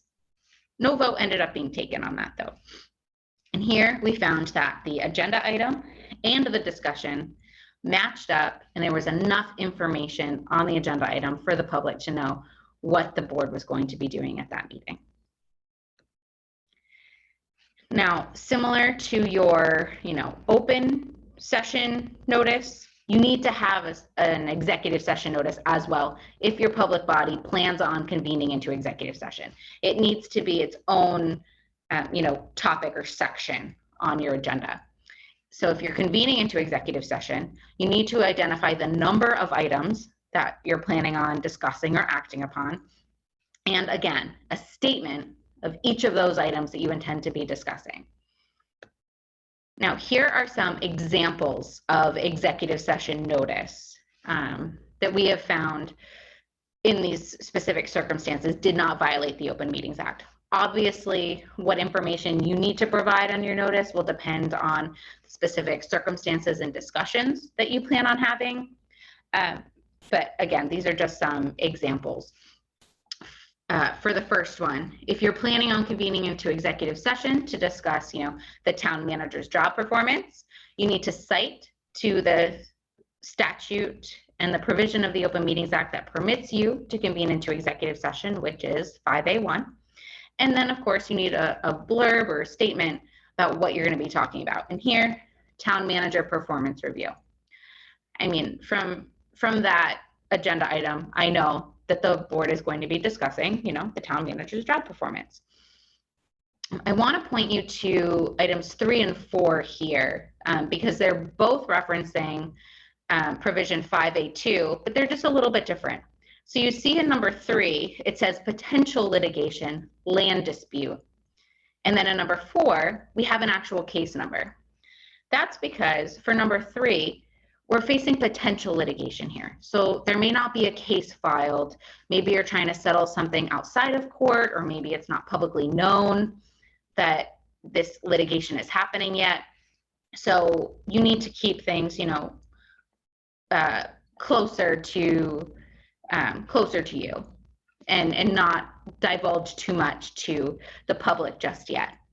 And in those cases, you know, we found that you're not required to provide, you know, a case number or maybe a property number or complainant's name, things like that. You can reference potential litigation, but let us know, what it could potentially be about. Land dispute, wrongful termination, something like that. And then, of course, you'll see a number 4 that we have a case number. It's been filed in court. Therefore, anyone from the public can look it up. So throw the case number there. Let us know that that's the matter that you're going to be talking about. So turning to amending the agenda, and by amending the agenda, what I mean is making amendments to agenda topics at the meeting itself. Now, this probably isn't as much of a hot topic as what Kayla was discussing, the specificity of agenda items, but nonetheless, I've seen it pop up from time to time. So a public body can amend the agenda at the open meeting. The statute says nothing contained herein shall prevent a public body other than a school committee from adding additional items to the agenda by a majority vote of the members. Now, there's a carve out there for school committees. I haven't dug much into the sort of legislative history here. I imagine maybe schools are some sort of a sensitive topic where it doesn't behoove the public body to and the public itself to be making changes with respect to schools at the meeting itself. But except for school committees, any other public body can do this. But you always have to keep in mind with the OMA that it's called open meetings. So anytime something's not open, the statutes and the case law are come about in a certain way to sort of limit the damage from what happens when things are closed off. So in this respect, when the agenda item is amended, there's some safeguards in place. Here, no vote may be taken except where it's necessary to address an unexpected occurrence that requires immediate action to protect the public, or when that public body needs to refer this matter to an appropriate committee or another body or official. So again, it's kind of like safeguarding the public. They're changing the agenda, but you want safeguards in place so that the public interest is always maintained. Another emergent sort of meeting that's not a regular meeting with respect to the public are emergency meetings. Sometimes public bodies need to meet due to exigent circumstances. And the statute says this, where the meeting is deemed necessary to address an unexpected occurrence that requires this immediate action from the public body. But again, limit damage to the public. Notice and agenda shall be posted as soon as practicable and shall be electronically filed with the Secretary of State. And the public body, there's accountability here. The public body shall state for the record and the minutes why this was so emergent, why this needed to be addressed in less than 48 hours. And to only discuss during this time, the public body can only discuss the issue or issues which created that reason to meet outside of normal circumstances. And there's a case there, Jones versus Kingston Hill Academy Board of Trustees. There's a citation if you want to take a look at that. Now this is also a popular topic in the OMA, public comment. Surprisingly, and a lot of people when I'm on the phone are surprised by this, the statute says that there's nothing contained in the OMA that requires a public body to hold an open forum session, to entertain or respond to any topic, nor does it prohibit the public body from limiting comment on any topic at such an open forum session. So the public body can close off a public discussion if they want to. However, there may at times be some other statute, some other law or regulation where public participation is mandatory. So moving on here. What's important to keep in mind is that during these public comment sessions, the members of the public body, they can respond to a topic that's initiated or prompted by a member of the public during this properly noticed portion of the meeting. However, this cannot be grounds or justification for a member of the public body to begin opining on a topic that wasn't properly noticed. Again, we're trying to limit damage to the public, and here we don't want this portion of the public meeting to be a time where a member of the public body can freestyle and start talking about whatever they want to talk about. Again, so even though the statute here, and Caleb does a good job of talking about this, even though the statute says it's not required, obviously, I would say that your meetings are more robust when there's public involvement in the meeting. So it's something that I don't think, I don't think it should be limited if it's practicable to allow for public comment on certain matters. COVID-19, again, it's something that we have to discuss within the context of public meetings these days. So not much has been impacted here. The public body is still not required to hold an open forum or public comment. But again, if there's some sort of extraneous statute or requirement that requires this participation by the public, they must be able to participate in the same way a member of the public body would. So, for instance, here, someone would be able to unmute their mic when prompted and communicate to the public. Meeting minutes, something that seems simple, but is also something that we see complaints about and that we issue violations based on. So what needs to be in the minutes? Well, the date, the time, the place in the meeting, the members who are absent and present, a record of individual members of any votes taken, and any other relevant information that a member of the public body requests. So when we talk about minutes, there are kind of two categories here. They're the unofficial minutes, and then there are the official minutes. And when I'm talking about unofficial minutes, that's OMA code for draft minutes. Just like how supplemental notice means your agenda items, unofficial minutes means draft minutes. The statute here states that all unofficial minutes shall be available to the public at the office of the public body within 35 days of the meeting or at the next regularly scheduled meeting, whichever is earlier. So there's some flexibility here. Obviously, some public bodies meet more often than others. So if you're something, public body that meets quarterly as opposed to one that meets nearly every day of the week, there's flexibility within the statute to account for that. Now, official and approved minutes, these are the minutes that the public body has voted on. Those are the official minutes of the public body. All public bodies shall keep official and/or approved minutes and file a copy of the approved minutes with the Secretary of State within 35 days of the meeting. There's an exception there for advisory public bodies. And there's the statute where you can find this, and also a fairly recent case where we discussed this, Stewart versus the West Greenwich Planning Board. So this topic here, I think we've all come to understand, but the Open Meetings Act also incorporates the Americans with Disabilities Act, and it states that all open meetings must be accessible to persons with disabilities. We haven't seen this come up, too many times over the years, but it does every so often. As you can see, we issued a finding in 2020 against the Board of Elections related to their accessibility or alleged lack thereof for their meetings. So really, what it comes down to is if your public body is meeting, on the third floor of a building and you have no, elevator access, that's a problem. So that's just an example. So just to be aware of that your meetings have to be accessible to persons with disabilities.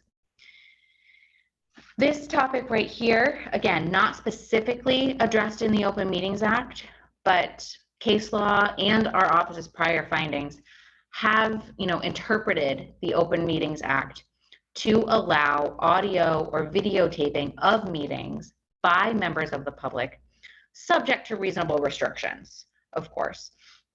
So a member of the public does have a right to audio record or video record, open meetings.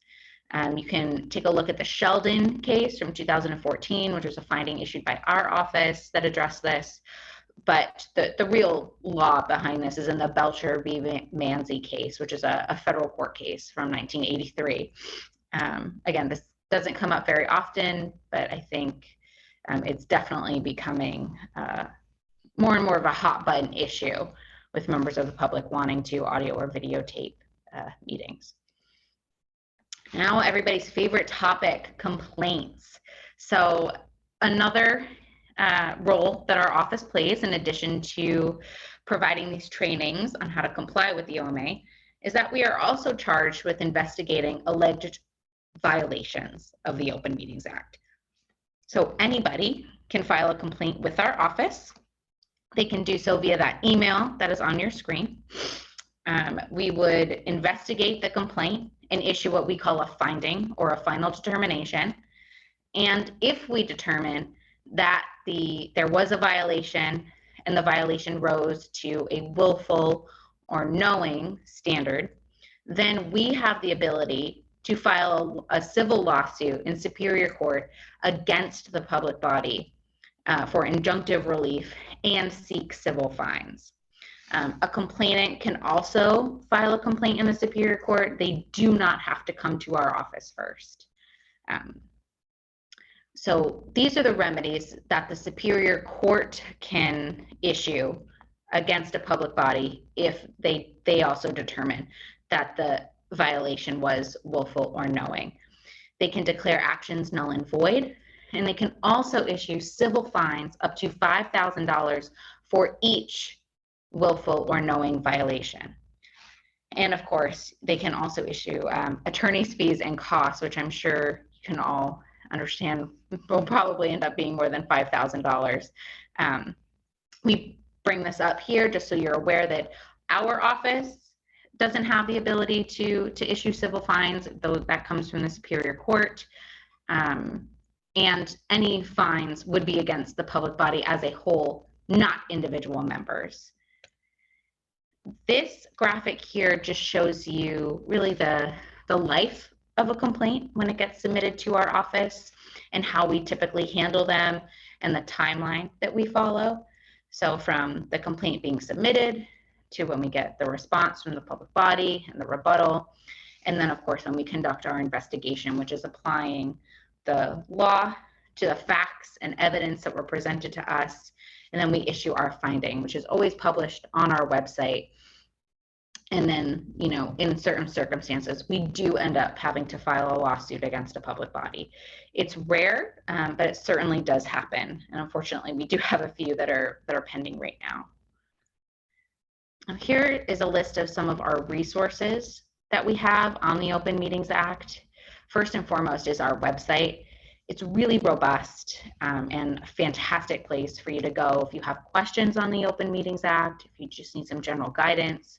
We have a video presentation of last year's summit if you need a refresher course, which I guess this is tonight. Tonight is your refresher course, but if you'd like one in the future, or to the extent that you have, you know, new board members, or maybe, you know, a new clerk for your board, you may want to refer them to the summit video to watch the training on the Open Meetings Act. We also provide a checklist on the Open Meetings Act, which, you know, many people find helpful because of all the requirements that they have to follow. You can really just print it out and it's in bullet points. You can check off that, you know, annual notice was filed, agenda notice 48 business hours beforehand, and it was placed in these 3 locations, just to really help you, you know, familiarize yourself and then become an expert on the Open Meetings Act. And then of course we have our office's contact information. So if you call that number, and I think if you hit extension 9, you'll get the Open Government Unit, which right now you would get me if you had any questions. And then you can send questions, complaints, or what have you to this Open Government email address also at the bottom of your screen. And there are a few of us that monitor that. And we're very responsive. We try to get back to you at least within the same business day, if not, you know, within 2 business days. Because we know that there's usually, you know, time-sensitive issues related to the Open Meetings Act. Alrighty, so you survived this training. You get to see a picture of my adorable puppy Boomer, And now I'm going to stop sharing my screen and I will take your questions. If you bear with me, where did it go? Stop share. There we go. Perfect. All right. So I don't see any questions in the chat just yet, but feel free to throw them in there if you do. I received a question here, Kayla, Okay. from Mr. Vince Wicker. And the question is, how much in advance does the notice for an executive session need to be provided? And this is specifically in a situation in which a closed session is discussing the performance of a member. Sure. So for your executive session notice to the public, that needs to be on your agenda. So the agenda needs to be posted within 48 business hours of your meeting. As far as the additional requirements, so for example, let's go back to our town manager performance review example. If you're going to be discussing the job performance of the town manager, then you need to send advance written notice to the town manager that you're going to be having that discussion in executive session. But the Open Meetings Act, doesn't really have a time restriction on that.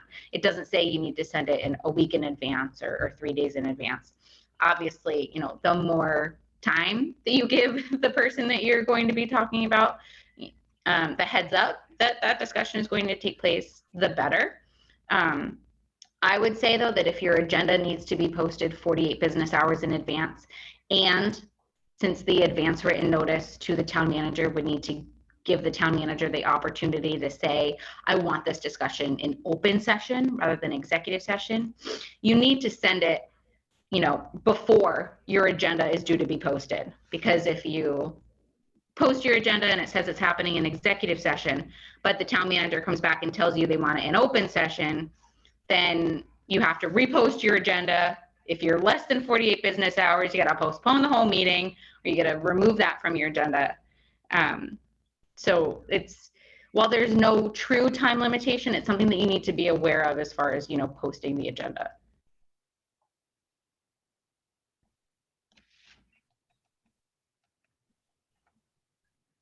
Let's see. Any more questions, folks? Yeah, I don't see any hands up either. You guys were so thorough. Yeah, right. Everyone's napping. Everyone went to bed. I don't blame them. All right, great. Perfect. So like I said, our Open Government Summit is July 30th. So keep an eye out for registration for that. Oh, we got a thank you. Oh, you're very welcome. You're very welcome. Thank you for having us. And Jen, I did share the PowerPoint with you, so feel free to share that with anyone else who'd like it. And then our contact information, if anyone does have any further questions, can be found on our website. Perfect. Well, thank you both. I appreciate it. And just for everyone's information, I did record the session. So if you have colleagues that weren't able to attend, I will get this information out to, we actually have a YouTube channel, and we'll post it to that, and then I'll share that link with y'all. And if anybody has any further questions or needs any further information that I can provide, my email is jslattery, SLATTERY @rileague.org. So on behalf of the town of Warren, who hosted us today, thank you. And the League of Cities and Towns, we have lots of trainings we do quite often, so please check out our website at rileague.org for those. And we'll wish you a good Thursday night, and I think you can probably still catch the sunset if you want. Thanks, everyone. Take care now. Bye, Jen. Thank you. Bye, thanks.